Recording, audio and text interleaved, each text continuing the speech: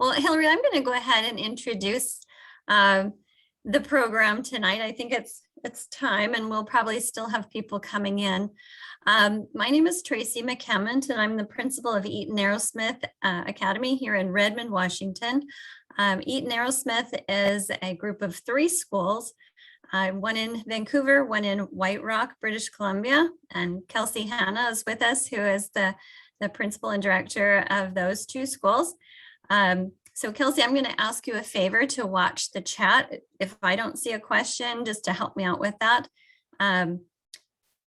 Just in letting people know that this presentation is being recorded. So if you want to turn off your camera, your video, feel free. Don't feel like you have to if you don't want to.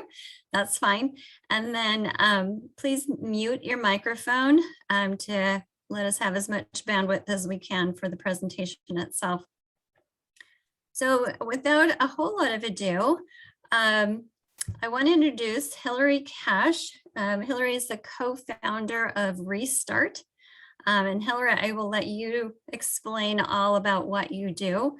But as a school administrator, and Eaton Aerosmith is a school for cognitive improvement, we're very concerned with enabling our students to have quality social time together, as well as being able to balance the lives, their schooling, and their lives of what needs to be prioritized and what is not in this very technological age.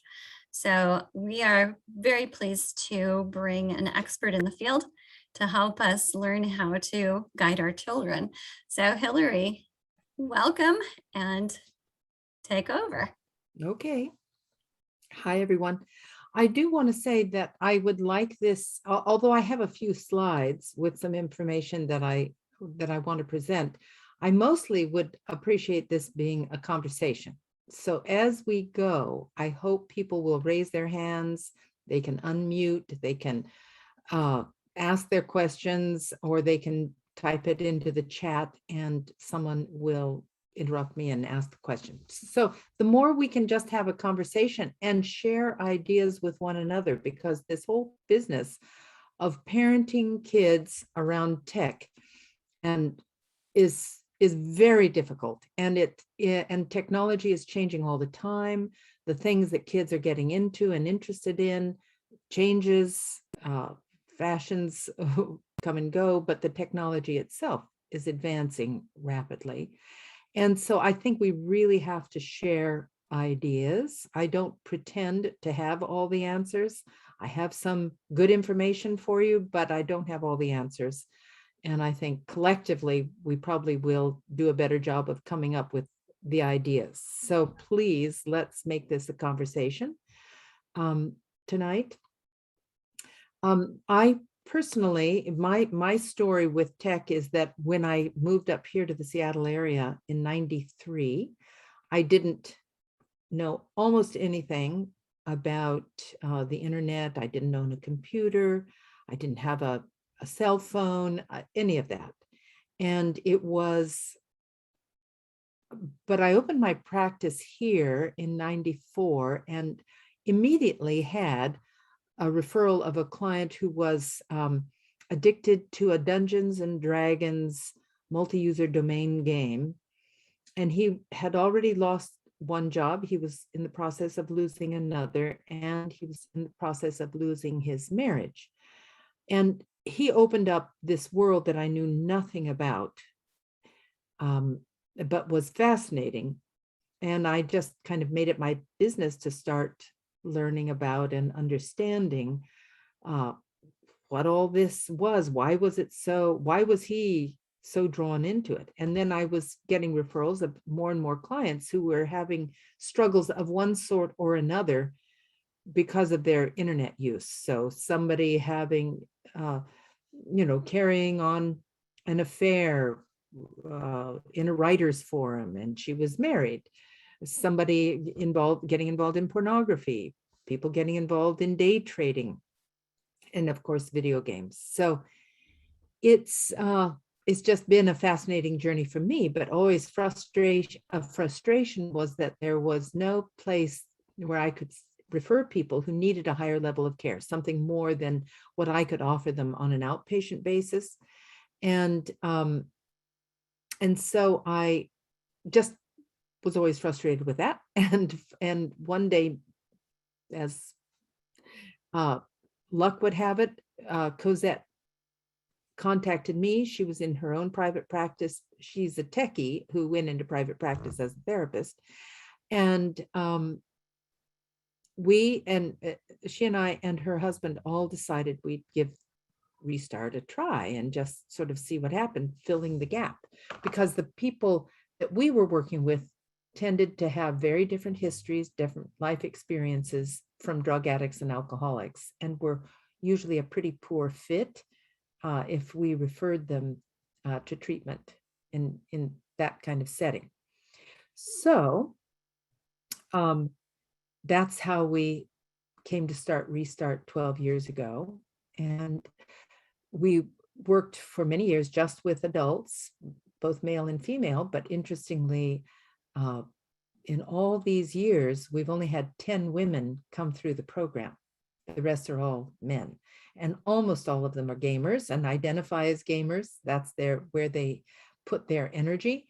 They might use social media, and they do, they use Discord, and they're on 4chan and YouTube and Twitch, and they're using other things, but it's usually in the service of promoting their interest in video games. And then 4 years ago, we started a program for adolescents as well.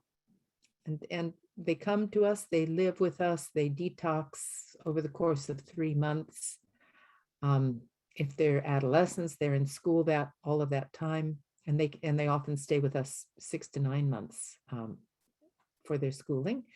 And the adults are with us for those 3 months where we're trying to give them skills and insight and be prepared to re-enter the world of technology, because they're going to have to use it. But how are they going to use it? Can they figure out and learn how to use technology in a healthy, balanced way is the whole goal. And so we have a transition program where they live for 6 months or longer in apartments together. They're getting part-time work, maybe going back eventually to try their hand at being students, because almost all of the adults have failed out of college. That is the common story. And if they're older, and if they're in their 24 and older, they have usually failed out of work, and some of them have been in relationships that they have also failed out of. Most of them have never had relationships, but those that have failed at them. So they come to us and try to get their lives back on track. So that's me. That's what I do. And inevitably, through all of this work, I've come to understand much more than I did originally about sort of child development and how it's impacted by screens. And so that's what I want to talk to you about, and what are appropriate limits and that kind of thing. So any questions so far? Hilarie, there is a question in the chat that are people allowed to have their phones while they're doing inpatient treatment? Nope. It is completely screen free, and they go through withdrawal. Withdrawal looks like depression, boredom, anxiety, restlessness, difficulty sleeping, difficulty concentrating. And then after about a month, they are relaxed, they are feeling good, they are usually feeling good, and starting to figure out what to do with their boredom, like picking up books to read. The first 6 weeks are spent on a ranch where there are animals, and they're learning to go outside and play outside and exercise outside and be with the animals and those kinds of things. And they're doing chores and developing we're trying to get them to develop the skills they lack for just activities of living, like cooking and doing their laundry and things like that, and personal hygiene, which is often very poor, and developing just good habits of making the bed and keeping things picked up, and working on executive functioning skills, which are often very low. So learning to be, to organize, use an organizer and stay on track and keep track of time and be planful about the day and what they want to do in the day, things like that. So they do that for 6 weeks, then they go to a different campus, and from both campuses, they go into our center. From the ranch, they go 3 days a week. From Falls City, they go 4 days a week. And at the center, which is in Bellevue, they are getting their individual and group counseling, and also just hanging out and intermingling with staff and with the clients who are now ahead of them in the program and are in the transition program.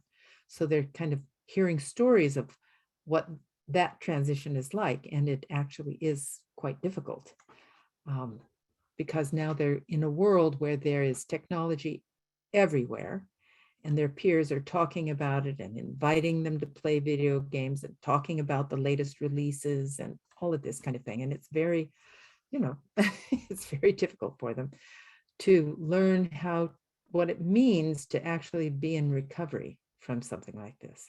So are clients screen free for the entire treatment? They're screen free for 3 months.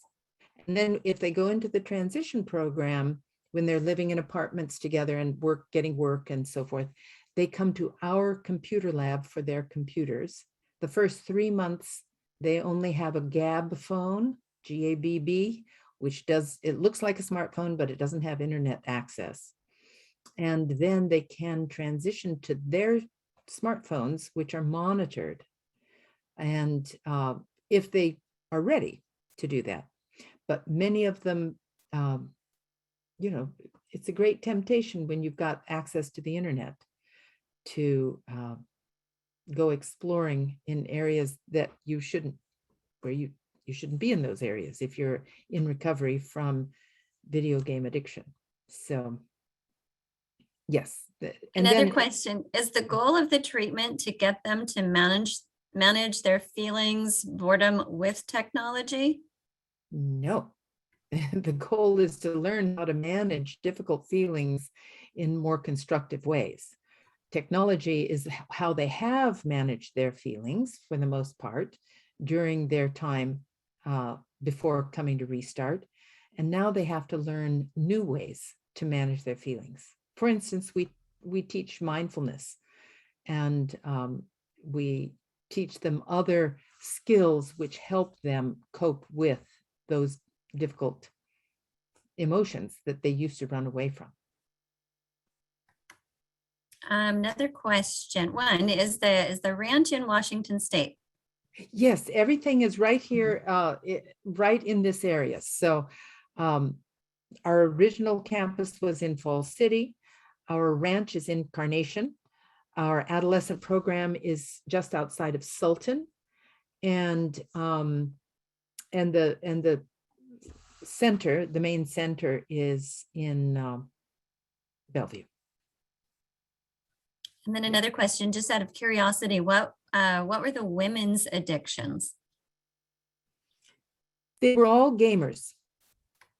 Yeah, they were gamers as well. And the games that they played, they kind of divided in half. Half of them were playing the same kind of games as the guys are playing, highly competitive, often the massive multiplayer online role play games or shooter games, more often the role play games, that they were kind of into those. And the other half were playing games, but were playing more social games. And yeah. Another question out of my curiosity is, you mentioned executive function as being a deficit for many of these people, or almost all. Was that Was that a difficulty before they became addicted, or is it a result of too much technology Uh, use? That is such a great question, and I don't have an answer. So, but we are always a little skeptical. I would say 90% of our clients come in with a diagnosis of ADHD. But I have to tell you, I am a bit skeptical about it, because if a child is playing paced video games from a very early age, it is wiring their brains to crave stimulation and to be wired for short attention span, and to crave not only stimulation but immediate gratification. So they're being wired for that through the video game play. And when a kid is then not getting enough sleep, because all of our clients come in with health problems like chronic sleep deprivation, an inadequate diet, and lack of exercise. So you put those together, in particular the lack of sleep, you're going to have somebody who has difficulty concentrating.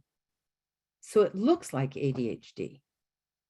So anyway, I'm just always a little bit skeptical about whether or not I'm looking at somebody who has true ADHD.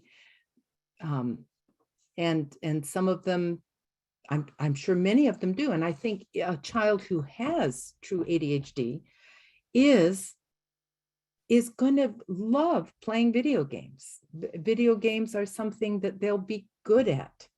They'll, that quick scan and react kind of brain is built for video games. So they'll be very good at it. And if they're not experiencing a lot of success in school, maybe not experiencing much success socially, in the video gaming communities, they can experience themselves as having, success, being recognized for that success. So they have status within their gaming communities. It's very, very, very alluring, I think, for kids with ADHD. And likewise, and of course, there's a lot of overlap between kids with ADHD and kids on the autism spectrum. Kids on the autism spectrum often also have ADHD. And so they're drawn to those games. And plus the ASD kids, autism spectrum disorder kids, are, they have the compounding problem of difficulty in their social interactions and reading social cues, and the online social interactions that they have are less complicated for them. And this is what I see with our guys. I would say a third, 25 to 30% to 35% of our clients have traits that we associate with autism. Some of them have come in with a diagnosis, some have not. But they have loved their gaming and their gaming communities, and it's where they have built a lot of their self-esteem is built around that.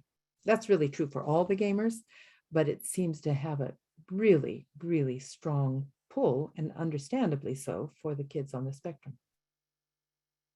We've seen a rise in inquiries that are around executive functioning during the pandemic. And I'm just curious if the more screen time this kids are getting, the more that's showing up, or is it, it's kind of the chicken and the egg, what's causing what, or what's causing what to show up. So it's really interesting. Yeah. Any other questions before I go on? Just a note from the chat. I am recording this presentation, and so if you request a link, I will send the link out. If you have to leave early or whatever and you want to see the rest of it, I can send a link later on. Just Great. Send me a note in the chat. Okay, so now what I'm going to be talking about here is gaming, but I think it's more useful, I want all of you to think in terms of screen time entertainment. So the things that I'm going to try to move these images out of the way. Let's see if I can do this. There we go. So it goes from, but let's just talk about gaming for a minute. But again, this could be social media use, pornography use, and all of these screen-based activities, which are highly stimulating and which have the potential for addiction. There's this whole range of how we need to look at it. And the World Health Organization, I'll come back to this. This is from the World Health Organization. And again, the World Health Organization has looked at the evidence and agreed that there is such a thing as game addiction. They're calling it gaming disorder. And they also problematic sexual behavior. I can't remember what the term is they're using for that, but that includes pornography addiction. So when it comes to gaming behavior, it's impaired control, increasing priority given over other activities, and the continuation or escalation despite negative consequences. And one of the things I appreciate about what the World Health Organization did is they draw a distinction between hazardous or problematic gaming or screen use and hardcore or disordered. And the problematic one is where your kid shows two of those factors, but not all three, for instance, or one or two. But the important thing, I think, for you parents to keep in mind is that as soon as you do see that there's a problem, you need to address it, because a problem which is small in the beginning can definitely grow into something much more serious. And so if you, and kids, probably all of you are aware of this information, but I just want to bring it up again. And that is that the cortex, and especially the prefrontal cortex here, does not mature until 20, here they say age 20, but actually it's 25, or between 25 and 30 is what they think is the average age when the brain actually matures. And it's this part of the brain, the prefrontal cortex, which is the seat of executive functioning. And so your kids don't have a well-developed prefrontal cortex, which means that you have to apply the brakes for them and then teach them how eventually to internalize that so they can apply the brakes for themselves. But they are not. It is unrealistic to expect a child who is just having fun and loving what they're doing to be able to really manage that and think about the consequences and be planful about it and think, no, this is really too much gaming or too much social media. I really shouldn't be doing this. I think I'll put it away. That's a very mature thing that kids can be taught, but they really have to be taught that and given lots and lots and lots of opportunity to experience you're putting the brakes on and helping them internalize that ability to put the brakes on. So don't expect them to just come up with those brakes themselves, because they're not likely to.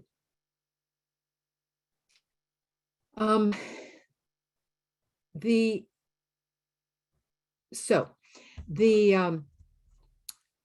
DSM, which is used in this country, the DSM-5, the Diagnostic Statistical Manual of Mental Disorders, has drawn up 9 criteria for gaming disorder. They call it internet gaming disorder. And they put it at the back of the book saying, we're not going to give it full legitimacy. We are going to make this proposal and ask that people do research, and this will have to be clarified. So there's a task force working on pulling up the research, and they'll be making a presentation next year to the DSM folks. And I don't know if they'll keep these 9 criteria or if there will be something else. But here's where I want to ask for our audience participation. So what do you, if you've got a kid who is preoccupied with their screens, what does that look like? So I would love for people in the audience to jump in and give some examples of preoccupation. Can't stop looking at their phone 24/7. Okay. Or continually asking, can I have screen? Can I have screen? Mm-hmm. So you know they're thinking about it, right? Even if they don't have it, they're thinking about it. That's right. In the chat, freaking out when time is up. Yeah. Yeah.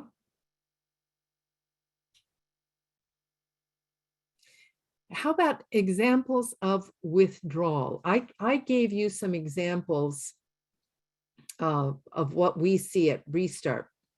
And I mentioned boredom, irritability, restlessness, depression, anxiety. Anybody have any experience with that with their kids when they don't have access to screens? Not knowing what to do with themselves when they're not on a screen. Yeah. And on that note, we've found a great site for kids that we follow. It's 28 days with no screens. And it is a YouTube video showing younger kids that parents took away the screens for 28 days and all of the activities that they can do. It's very much helped a lot of those behaviors, the anxiety, the turning off, freaking out and that sort of thing, because now she knows what sort of things we can go to instead. Great. So check it out. 28 Yes. days with no screens. Good. And I want to recommend a book to you along these lines as well by Victoria Dunkley. It's in the handouts. I don't know, Tracy, if you had a chance yet to forward the handouts, but please do. And it includes a reading list. And Victoria Dunkley wrote a book called Reset Your Child's Brain. And she's advocating exactly that, 4 weeks without screens, so that a child can go through withdrawal, the brain can come back to normal functioning. And during that time, the family can work out what is going to be their relationship with screens going forward. So anyway, it's a good book and really does a good job of covering the research on child development and how that's impacted by screens and so forth. So back to my question, withdrawal. Who's had a chance to see some withdrawal symptoms? So in the chat, and just a note to everyone, I will be sending both the book list or reading list and a list of links for resources following this presentation to everyone who's attending. Good. In the chat, kids complain about going to other activities that they used to enjoy, such as soccer practice. Screen time on iPads are great measurement of how much time per day and week. Boredom, anxiety with both kids when we take the iPads away. And now due to COVID, there are lots of excuses for them to avoid going out and staying on their screens. Yeah. How about tolerance? So tolerance refers, the tech solution. We have somebody advocating for that. Is it a good book? It's really good, actually. It's actually by a Vancouver author as well. She wrote The Dolphin Way. What is that? It's just about just how to be in touch with your kids as well. Is that Shimmy Kang, that one? Yeah, it's really good. And it's called The Dolphin Way. I'm making these notes so I can add it to. Yeah, and this is her newer book called The Tech Solution, and it goes through a lot of the same things you've been talking about. I just happened to have been reading it because it was at Costco and it was recommended by our school. Great. And yeah, and it seems to be very similar to the things you're saying. Yeah, great. Always good to be validated. So, so tolerance is a, addiction is neurobiological. It means that the pleasure pathways in the brain have been overstimulated for too long. It's like too much for too long. And the brain essentially is, if the brain has its own brain, the brain is saying, you can't function in life when you're high all the time. So I'm going to withdraw receptors to pick up those neurochemicals, withdraw some of them so that you can function normally. That is called tolerance. And the individual who is getting addicted is saying, but I want to be high. And so let me do more. I'm going to, if it's drugs, let me drink more alcohol or do more marijuana.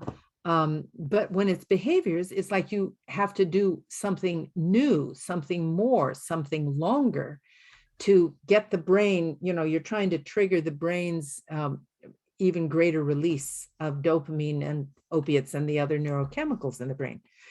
So tolerance, so if you've observed tolerance, what you'll be observing is a kid who's they used to be satisfied with an hour of entertaining screen time, but they're not satisfied with that anymore. They want more. Anybody have that experience? I guess so. There's never enough. It doesn't matter. It could be an hour. It could be 2 hours. It could be 3 hours. It could be and then it's like, oh my gosh, you've been on there 3 hours, get off. And it's never enough. It doesn't matter. We had one day we were coming back from a trip this summer and it was door to door, probably 12 hours of driving and everything. And they probably were on the things for, one of them was sick. So we kind of just let it go, but it had to be 10 hours and we got home. It was like midnight in the driveway and they still were like, we had to pry them off the screen. So no, this is a place to make a comment. The screens are designed to hold their attention, whether it's a video game, whether it's a media, whatever it is, there are very smart people developing these things to hold their attention. And, so it's not a surprise that they can be on it for 10 hours and not want to get off. Yeah. So the way tolerance looks in our population is that, there'll be a kid who's been playing Fortnite and he loved it and he played it and his parents give him an hour to play it and he plays it for an hour. He just has a fabulous time and he's so happy with that hour of Fortnite. But, after a week of playing for that hour, he's not having fun anymore.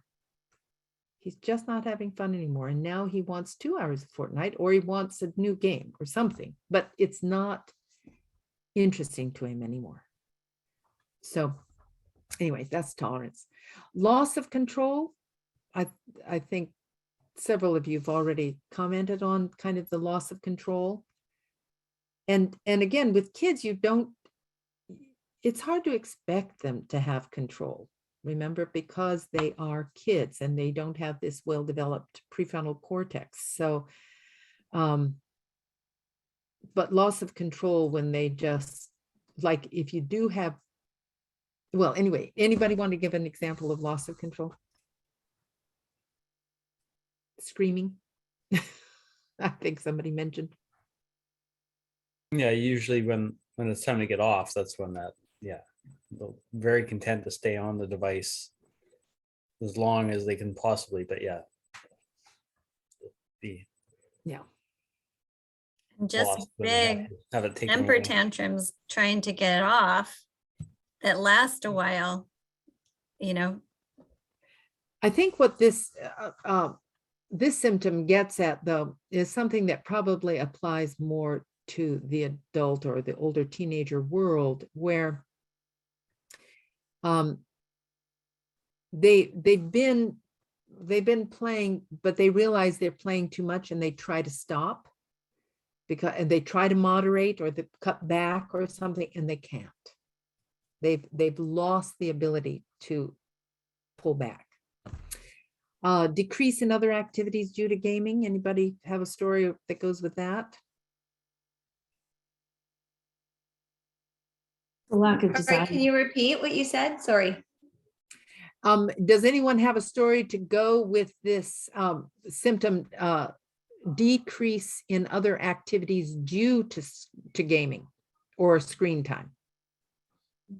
So let's say your kid was loved to play soccer and now doesn't. No, but that always gives me a great relief when I say, okay, it's time to go here or whatever, and they shut it down and are ready to go. It makes me feel happy. I'm like, okay, they were just bored at home and now they're happy to go somewhere. Yeah, that's a really good sign. You're absolutely right. You should be feeling relief about that, because that's a good sign that they're happy to go. Yeah, it'll take a while to shift gears. That's what I find is the shifting from, okay, screen time's over. There could be an hour or hour and a half of whining and complaining or boredom or whatever before they actually get out of it and find something to do. It's that might otherwise be something they enjoy, a hobby or something like that, but it just takes a little while to Yeah. to shift to those other activities. Right. So Hillary, is that a case of the dopamine rush, and then it takes a while to come down off of it I and think become so. a normal person I again? mean, I'm not sure. I'm not a neurobiologist. I'm not sure, but it sounds to me like that's very possibly the case. It's a high dopamine activity, gaming and activities that kids might be doing, like social media, might be experienced as a high dopamine activity. For sure, gaming almost always is a high dopamine activity. And what's very important is for you to understand is that high dopamine activities should be experienced by kids only in very moderate amounts. And so that, and you as parents need to encourage them in the low dopamine activities that are available to them. All those other things like going out and playing in the yard, kicking the ball around, throwing the baseball, drawing, being creative, writing, reading. All of these things are pleasurable and good for them, but they're not high dopamine activities. Most of them are not high dopamine activities. They're low dopamine activities. And you want their diet of activities for it to be predominantly the low dopamine activities that predominate, and have the high dopamine activities just be limited in their experience. Otherwise, all the other activities, like this decrease in other activities due to gaming, is going to be because gaming is such a higher dopamine activity than all those other activities. Okay. And then persistence of gaming despite problems. So what are some of the problems that you might have seen I apologize for that, folks. I'm going to silence my phone. What are some problems which you have seen because of gaming, but they, the kids persist? I mean, I haven't seen that yet. I don't think, not unless someone points out something that makes me think that, you know, at this point, we still have the illusion of control because we do ultimately give them the limit, say it's time to get off or whatever. I mean, the next one of covering up, they'll sneak their phone out when we're not looking. And that's why I say the illusion of control. Yeah. But still, you know, ultimately we still are, with my kids' age, you know, rule the roost when it comes to like when they have to get off, or, you know, turning off the Wi-Fi or something like that. But Yeah. I think for the older ones though, it might be, is that maybe more what where you would see Well, that? that's my population, yeah. Yeah. So in my population, the problems are school failure, fighting at home, really serious arguments, sometimes violent arguments, the police getting called, uh, physical health problems because of lack of sleep, that kind of thing.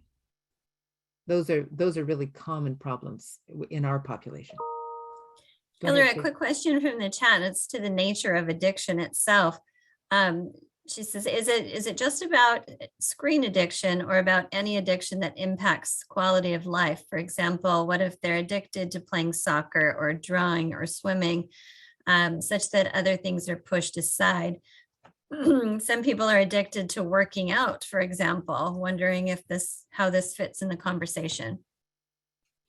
Well, any activity that is pleasurable and that can be done in excess, you know, might have the potential, but for the most part, those things are considered low dopamine activities. So it's much harder, it's much less likely to become addicted to them. Some people become addicted to exercise, and that is probably because they're harming their bodies to such an extent that their bodies are releasing a great deal of endogenous opiates, and they're sort of getting addicted to those opiates. It's hard to get addicted to soccer because, you know, you play a game and you're tired afterwards. It's hard to persist in it. But any activity that becomes so consuming that it pushes out all the other things that we need to be doing, yeah, you know, it's a problem. Whether it's an actual addiction or not, it's a problem. Yeah. It's kind of a stair step, I guess, between a high interest and an obsession, but then an Mhm. addiction when it interferes with other life priorities. Yeah, that's, say. you know, that's one of the critical things. Let's say you're a kid who's passionate about making music, and as it's not an addiction if there are not negative consequences as a result.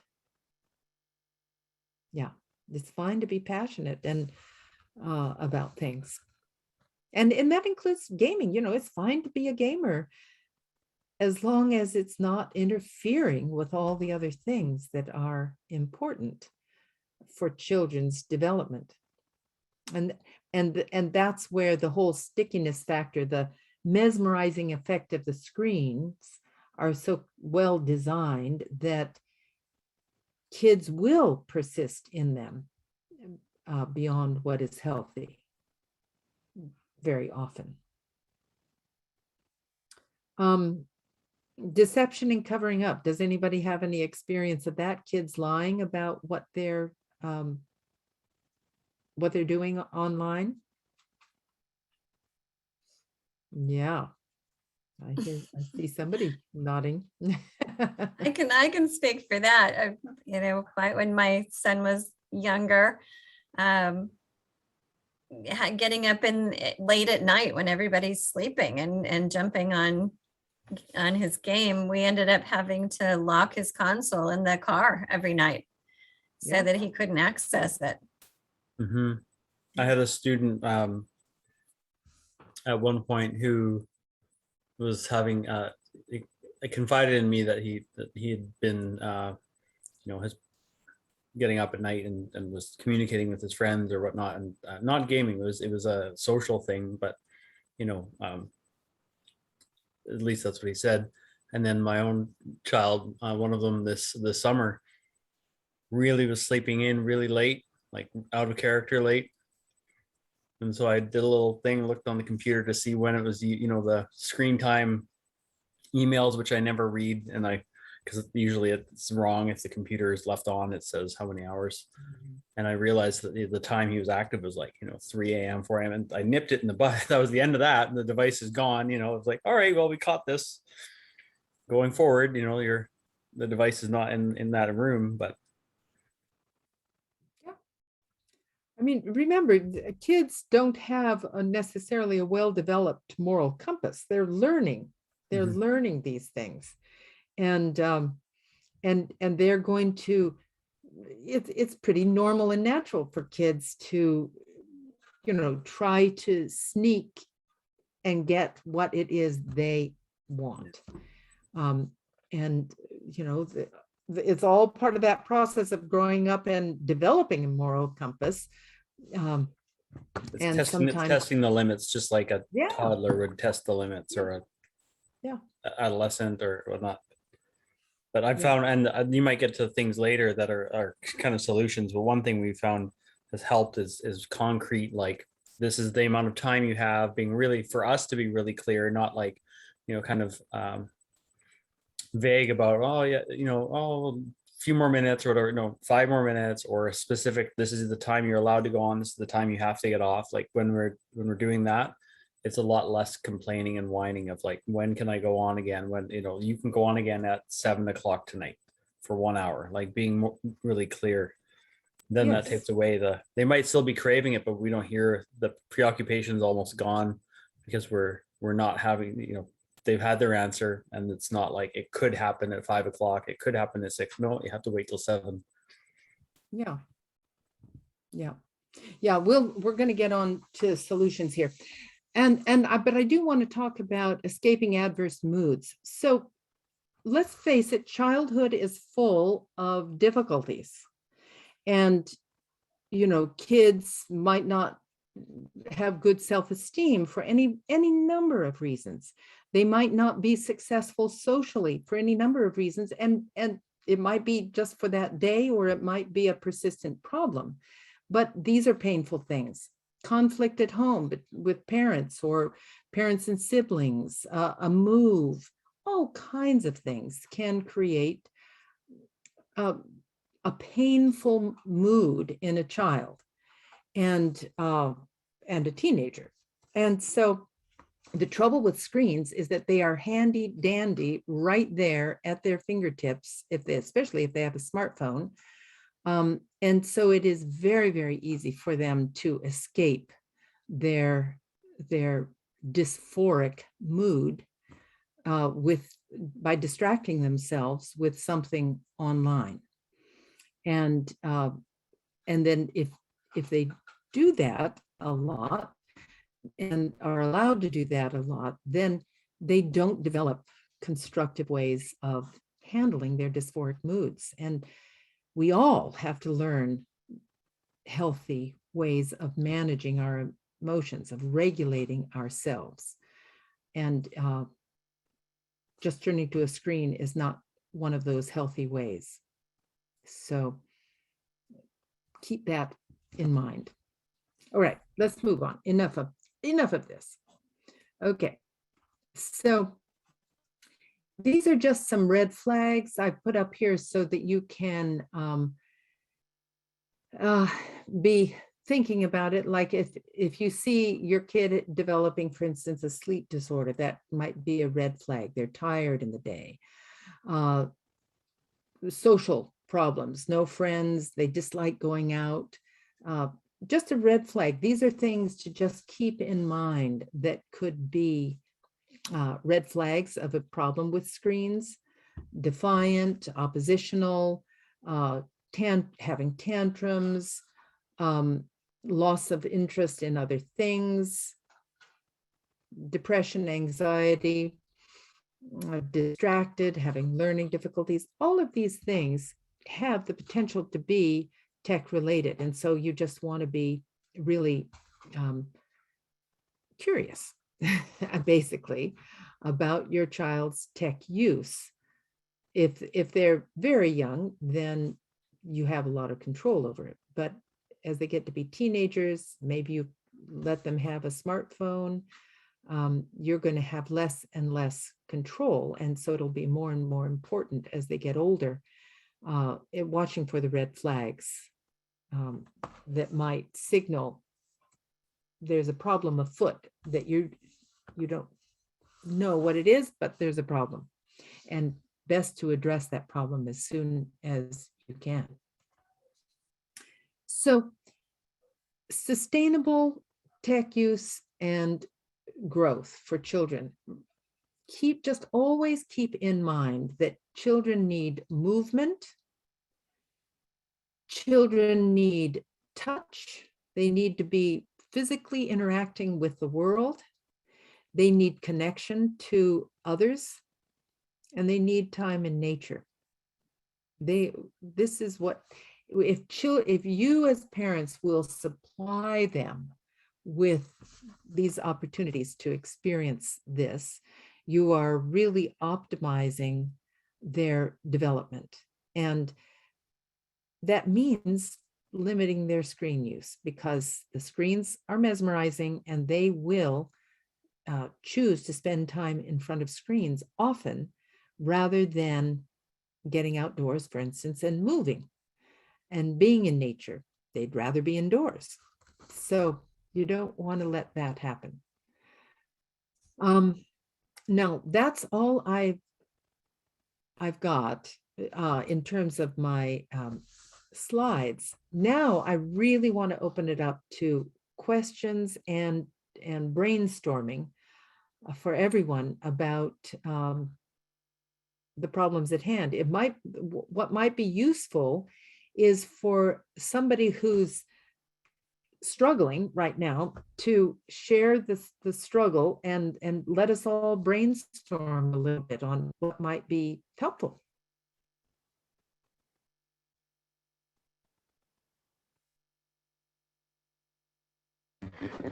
I'll jump in. Great. So my daughter is now 14. Exactly a year ago, my sister got her an iPhone. I have an Android. My learning curve has been huge this year. So just bear with me when I explain how I partly got into this mess. Excuse me. Sorry. Reminder that I need to go to the next meeting, but I'm going to be late. So I wasn't paying attention for the first few months. It was also the pandemic. The schools were, everything was at home. I thought, well, now she can talk with her friends and text and all that. And then she started to get into social media, which I was sort of uncomfortable, but thought, well, okay. So TikTok, Instagram, Snapchat. Then somebody that she didn't know sent her a nude picture on, I think it was Snapchat. So then I sat down and I was like, okay, we got to, I need to let you know there's predators out there, blah, blah, blah, blah. Got in touch with someone who said, okay, you need to apologize to your daughter for not protecting her. Let her know that stuff's illegal. Get the parental controls on there, and then start talking like crazy about, sexuality, because, young teenagers. So I thought, oh, okay, this is just about sexuality, and I really just missed the 8 ball here or something. So we started going down that path, and that was actually fine. And we set rules, and I set limits, and it was going okay until the end of the school year. And then started doing some trips and visiting relatives, and a cousin showed her how to get around parental controls, which even when I called Apple, they couldn't figure it out. So anyway, I finally just was like, why do you need, we had agreed to 2 hours a day and no social media. And I said, why do you need to be on your phone, 24/7? Well, school's out now and I just want to see my friends. So I said, okay, let's do an experiment. Let's just try it for a few weeks. And that just was the biggest mistake. And without going into too much detail, I didn't find out till 6 weeks later how bad it had gotten. And so I just at that point took the phone away completely, and I could see her. I'm in the medical field. I could see her going through major withdrawal. And I thought, oh, this isn't about screens. I think for me, I think it's about addiction. And so I got very concerned, or I am still concerned. But she went, it's interesting that you said 28 days or a month, or there's that book anyway. So there was a month without any, I mean, we watched some Netflix, but together, but no phone, no tablets, no computers, no laptops, nothing. And she was she went through withdrawal. Then I found Eaton Aerosmith, and I thought, okay, maybe if I help rewire her brain, maybe she won't be so vulnerable. And also, I was worried about the developing brain and how it isn't mature till 26, and thought if I can just delay the exposure for a few more years so there's more frontal lobe development, then maybe she'll be able to start to say no and put limits on all the things that you have to do to overcome addiction. So I'm highly interested, but I'm also there's sort of two things I see going on here that you're addressing. And one is, healthy screen time and that dopamine rush while the brain's developing and not letting their brain get rewired for instant gratification, etc. But then I feel like it was sort of an addiction, and she, because we had multiple conversations and she could not stop herself and was sneaky and all that stuff. So now I'm like, okay, there's this addictive component that I need to address on top of the screen time. Mhm. Do you see what I'm saying? So she has been in withdrawal, and she's gone through withdrawal, and she's been without the screens. Is she still without her phone? Well, because I cut her off. I mean, now that she's at Eton, she doesn't see any of her friends or anything. So I kind of got a little worried about her being completely isolated and lonely. So I got her a Gab phone. Oh, good. So that she could at least call, although, talking in person is abhorrent to teenagers these days. But she can text. Yeah, good. And I'm a great believer in the Gab phone. yes, me too.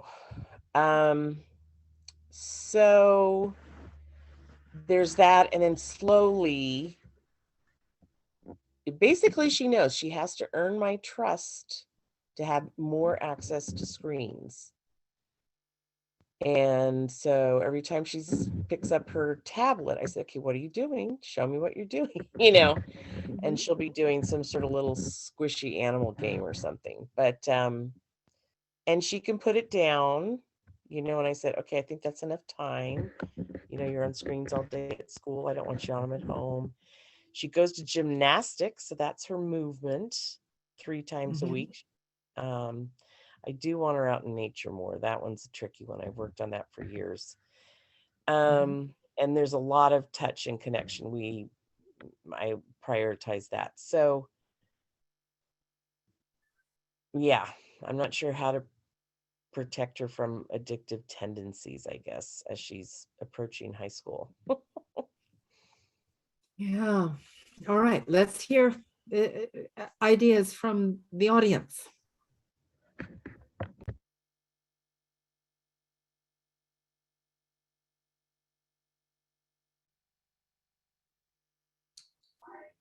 I came back late, so I didn't hear the whole story, but I did hear the end. And I just want to say, I think you've done an amazing job so far, and you've jumped way ahead of what most people would do. And you've really taken every step that you can as a parent. So I think that's amazing.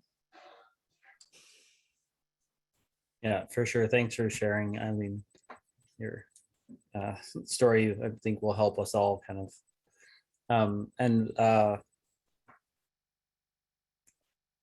I'll save it. I can't remember exactly what I was going to say in response. So I think that even though your daughter got into an addiction, let us say that that's maybe accurate.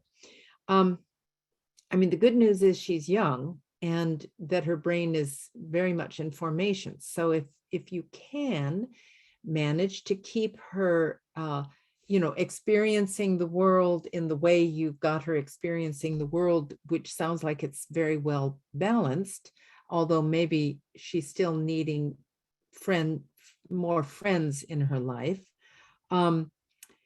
which you'll have to work on. But I think that, her brain will wire together well. Remember, the brain wires together according to what someone does with it. So if what she is doing with her brain and her body is healthy, that is going to wire up her brain in a really healthy way. And she's so young that, that will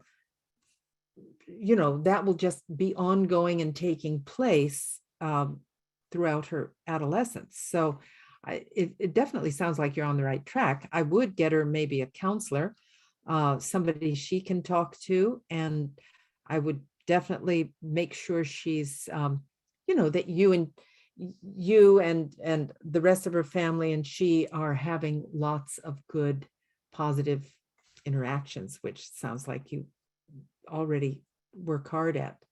And for yourself to get some support through all of this, I want everyone in the audience to be aware of, if you are not already, of an organization for parents support called Changes. And I don't know if you've heard of it or not, but there's one in Seattle and there's one on the East Side, and it's just called Changes.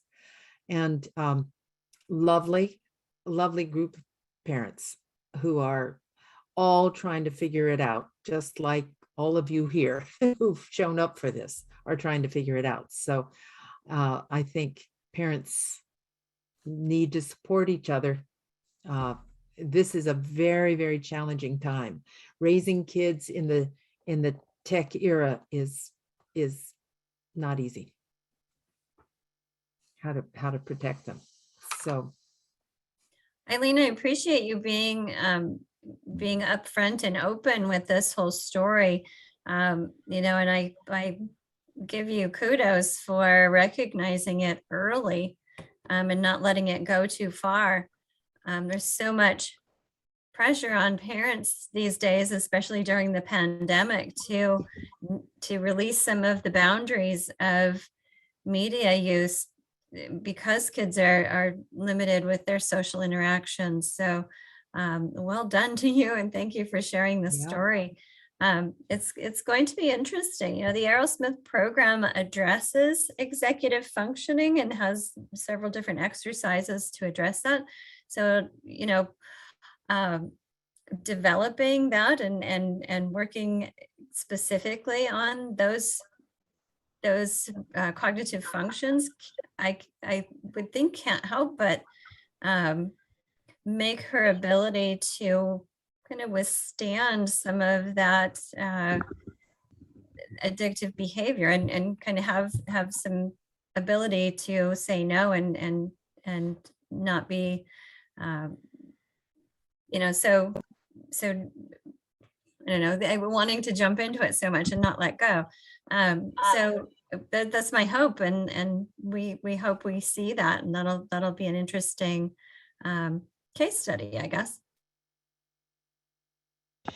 Yes, and just a quick note, I adopted her when she was 4 months old, and I got a counselor when she was 10 because I said, I've never been adopted. I don't know what to kind of be aware of and sensitive to and address. And so she had been in counseling already for whatever that's worth. I still think it was, I wouldn't change it for the world as far as the counselor goes, because she learned many, many things, and I highly recommend it to everyone, but and myself too.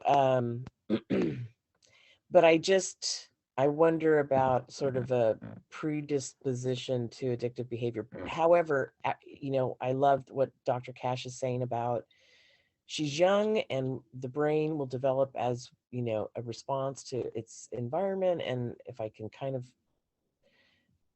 tilt that environment in more healthy ways, then she's got a really, really good chance. So I appreciate that feedback very much. Thank you. Mhm. Somebody has a hand up. I just wanted to say, from a special educator standpoint, I teach at an independent school, and they focus a lot on traditional, some of the handwriting and times tables, not timed, but doing a lot of the rote, repetitive tasks that many of my kids with dysgraphia, dyslexia, dyscalculia, autism, and all that are, when I initially am writing their IEPs, when they're in kindergarten, grade 1, 2, the list is very lengthy as far as all those skills that they can't do. However, by, having them do them, because we sort of take the approach of, they need more of this kind of work with support and not timed, but it's really interesting seeing just the last person that spoke. I think that it's never to give up hope for that, because I've seen it in the school, and I just finished completing IEPs this week. And how many of those kids in grade 8, 9, 10 that, were so disorganized, could not write, read. And sometimes I think, just like what Eaton Aerosmith is doing, I only know of a few programs, as my daughter's in 2 classes right now, but seeing the changes that are taking place in her, and she has very severe ADHD, autism, and it's incredible. If she can do these things and show the gains, then keep doing what we're doing and hope for the best. But it really is, it's showing that it's working. I want to comment how much I appreciate what you've shared, because one of the things that really has bothered me so much over the years is hearing story after story after story of professionals working with a child who is autistic and actually recommending that they spend a lot of time on screens because that's where they're comfortable and they maybe are good at it. And my own feeling, it has always been that they need actually more experiences of social interaction with coaching, but they need more of that, not less of that. And so I really like what you're saying. And so many of our clients show up with dysgraphia. And I'm always sad because they've just been allowed to use computers instead of developing their writing skills. Yeah. So yeah, let's have them do more until they learn. It's incredible because some of these, they have these diagnoses, but I in the initial intake, it has all these things listed, and then by the time some of these kids are in grade 8 and 9 and 10, there are simple things like, sure, spell check because they are using computers, but we also put them through some, toe by toe or Orton Gillingham training. We do really repetitive stuff. I mean, it's and then just seeing it in my own daughter, I'm totally sold on it. We do need the iPad for teachable moments, but I think part of it is that they are such visual learners, and yeah, that dopamine, and the executive functioning piece is so affected that it's just easy. They're happy when they're on it. So I mean, the challenge is really with us to make sure Yeah. that and that time being a mom and a teacher and all that sort of thing. Yeah. But we have, I mean, if we want to see the improvement, yeah, I didn't realize it was till 25 to 30. So I think there's a lot of time left because I'm already in 1 month into Eaton Aerosmith this year, already seeing positive gains. So hopefully everyone else is as well. And yeah, thank you very much for the support and ideas for tonight. Really great. I've heard it's even later for the male brain to develop.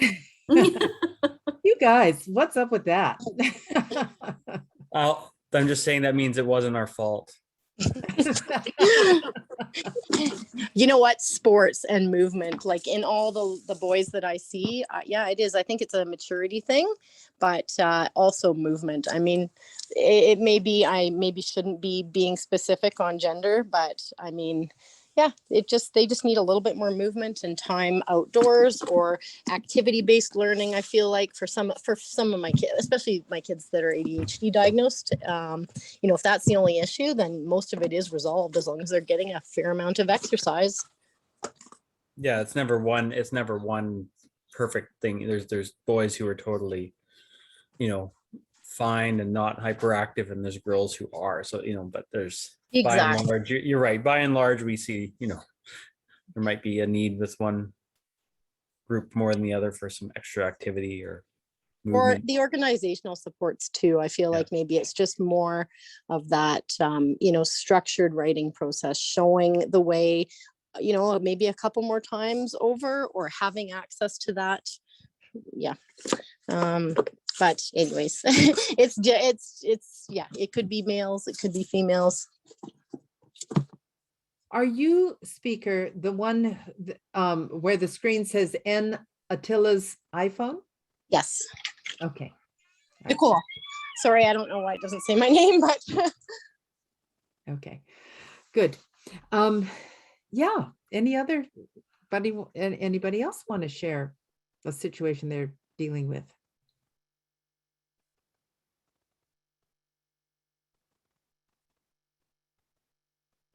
I just want to reiterate, for any student who is on the spectrum or ADHD, how important it is to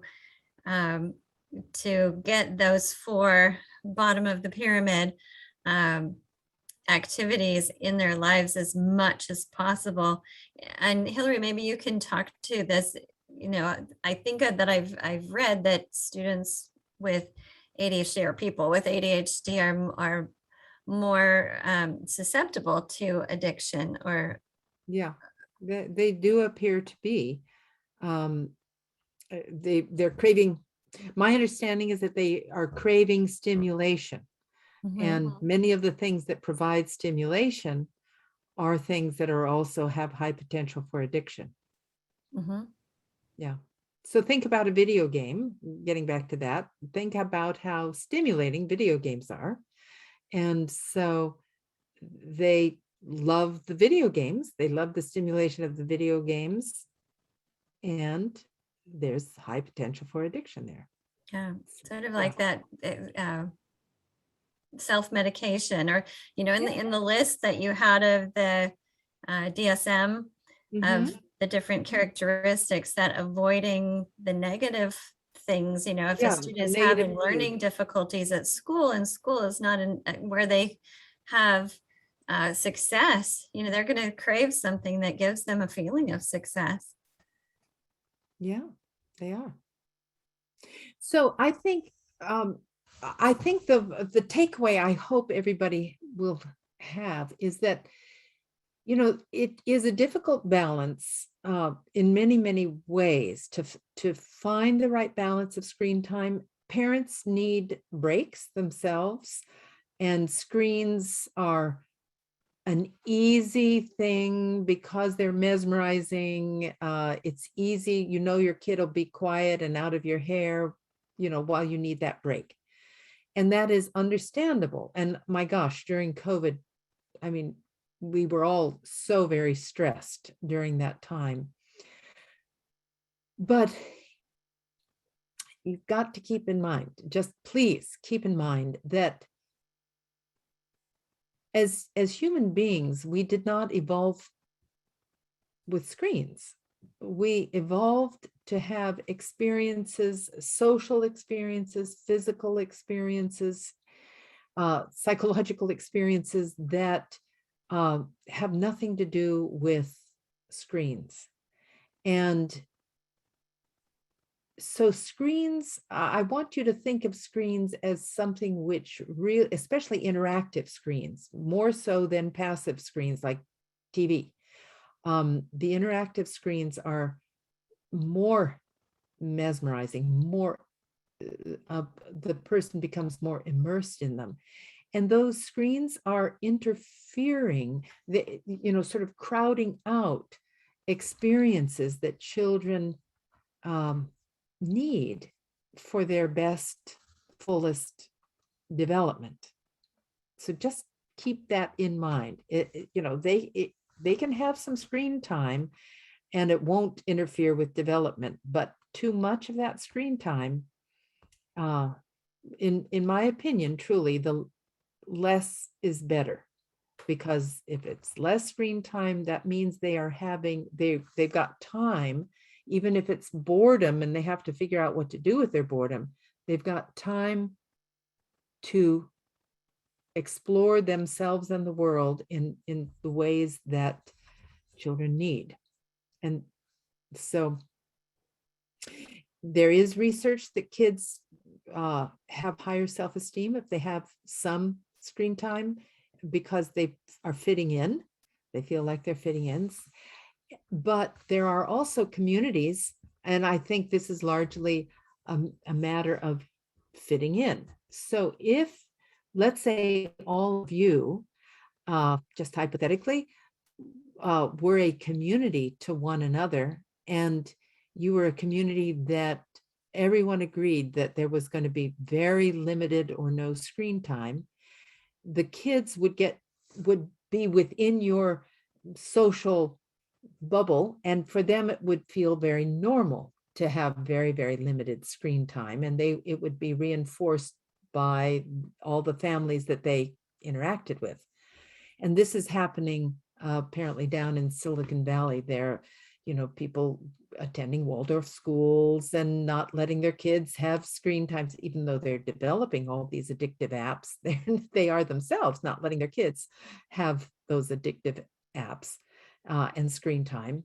And so they form a community where kids don't feel odd for not playing video games or being on social media. Because that's their peer group is all the same. So I'm strongly urging you to support one another and try to create maybe that kind of a social milieu where it is normal, where kids recognize and feel that it's normal, and you can support one another in maintaining very, very limited screen use. Any other questions or comments?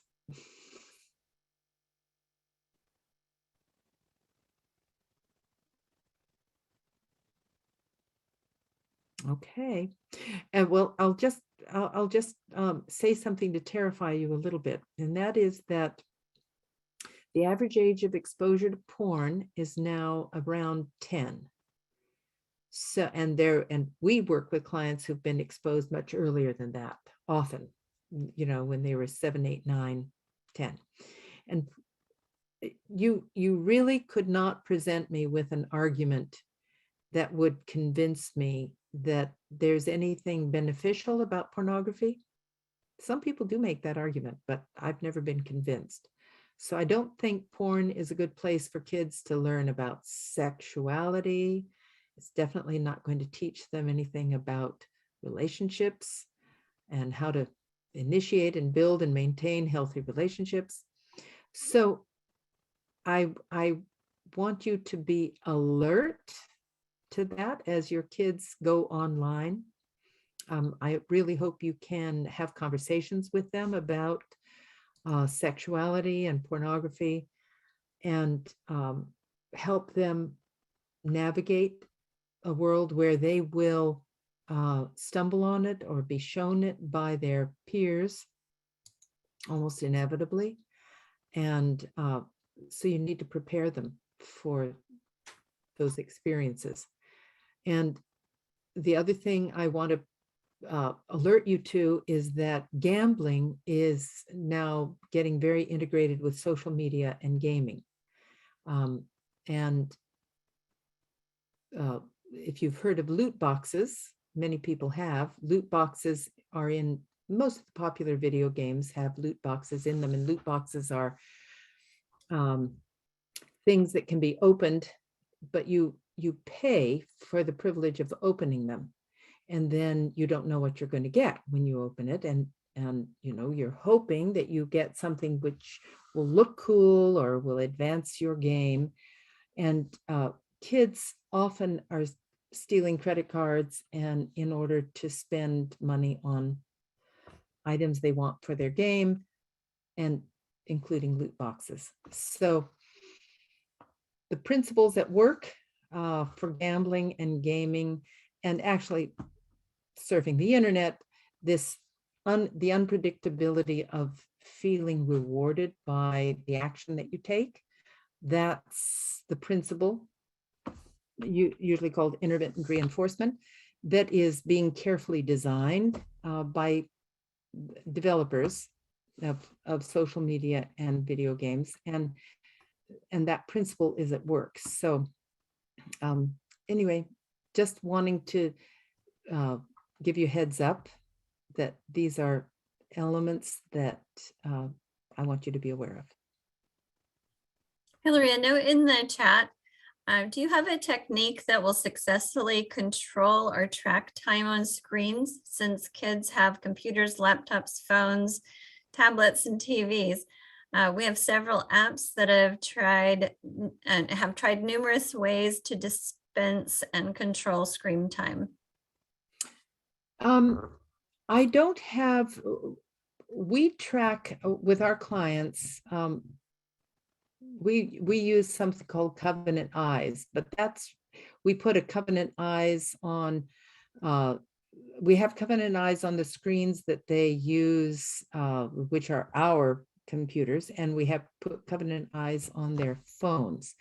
Now, we had a family that went through our adolescent program, and when he went home, the mom she loved something called Circle, which I believe is developed by Disney.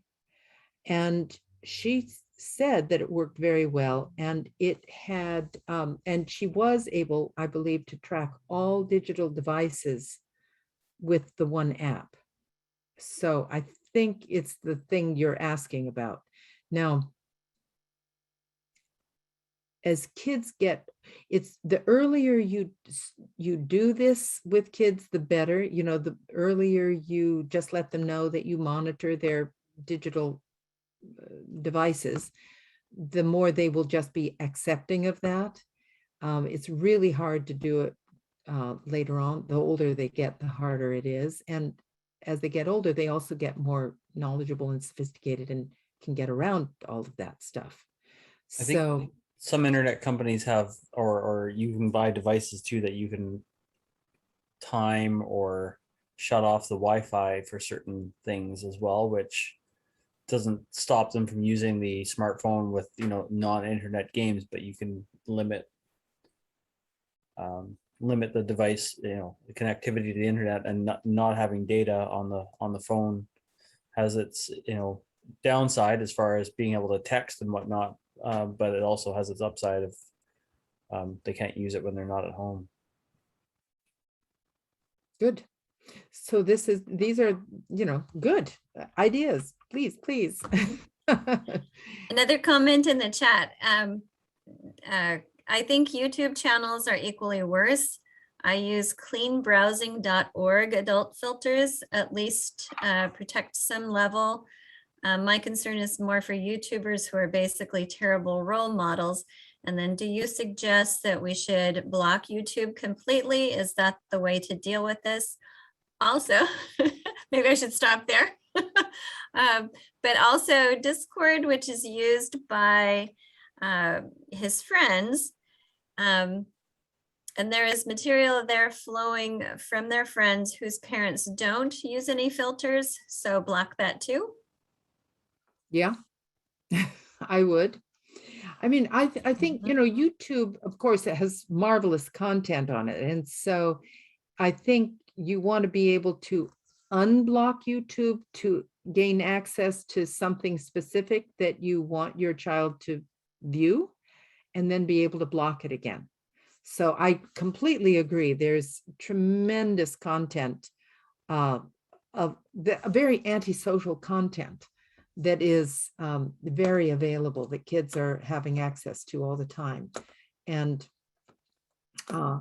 Discord, which is used by gamers. But I just read a statistic. I just read the statistic that 23%, it was on domestic terrorism. And it was, where was I reading it? I think maybe the New York Times, that 23% of gamers are accessing domestic terrorist organizational sites. So, it's very much out there in the internet, lots and lots of stuff. So you really do want to know what your kids are doing. But because they can get around it, what is so important is to be always working on developing your relationship with your kids, so that they will be honest with you, so that they will have conversations, so that they will be developing, they'll understand your values, because hopefully they will love and like you, they will endorse those values, embrace those values, and it's the relationship you have with your kids that in the end is going to be the thing that will work the best for keeping them safe. And that will allow you also to have good conversations with them about limits and setting up those limits, and those limits will of course change and evolve over time. But yeah, anyway. That's a good note to actually stop on. There was a parent educator that I ascribed to when my kids were little that said that by the time your kids are 18 years old, they need to be able to make 100% of their own decisions. And so if you back that off, by the time they're 9 years old, they need to be able to make 50% of their own decisions and make good decisions based on that. By the time they're 12, they need to be able to make 3/4 of their own decisions, because they will, and they have those opportunities. Mm-hmm. And so to build those relationships with your kids and teach them just because you can doesn't mean you should, Mm-hmm. is such a good lesson. And have those good relationships, as you said, with your kids as they're growing up, so that they learn to trust your judgment, whether they agree with it or not. It's so important, especially in this age, as it always has been, I'm sure, but it seems like especially now, when there's so much of their attention and time that we can't control. And their cultural, right, and there is an enormous cultural difference for kids growing up with the internet and their parents. For the most part, there just is often a very big gap in what they're experiencing and what parents have experienced. And kids are well aware of that. And so, yeah, developing the relationship. And I want to put a plug in for counseling. If you don't have a good relationship with your child, seek out a good family therapist and work on it. Mhm. Absolutely. All right. Well, thank you so much, Hilarie. We so appreciate this. Everyone who is attending tonight, I will follow with an email tomorrow, again, with the resources that Hilarie's made available, as well as a link to this presentation, the recording. So we encourage you to share it with friends and anyone who you think might be interested. They'll also, in the presentation, there's a link to Restart, and I'm sure that you can contact them if you have any further concerns or questions. Eaton Aerosmith is also going to be linked there too. So we so appreciate everyone who's attending tonight. We're preaching to the choir, hopefully, and that together we can create that community of support for each other. So thank you everyone for attending. Yeah. Can I say one more last thing? That my email is here, hilarie.cash@restartlife.com. And if anybody is interested in being added to one more listserv, I do maintain a listserv, and I just receive and disseminate interesting stuff that relates to the internet and how all of this stuff is developing. So if anybody would like to be added to that, just email me and I'll be happy to add you. Great. Okay. Thanks, Thank you, everyone. everyone. Thanks for inviting me. My pleasure. Thank you very much. Have a good evening, everyone.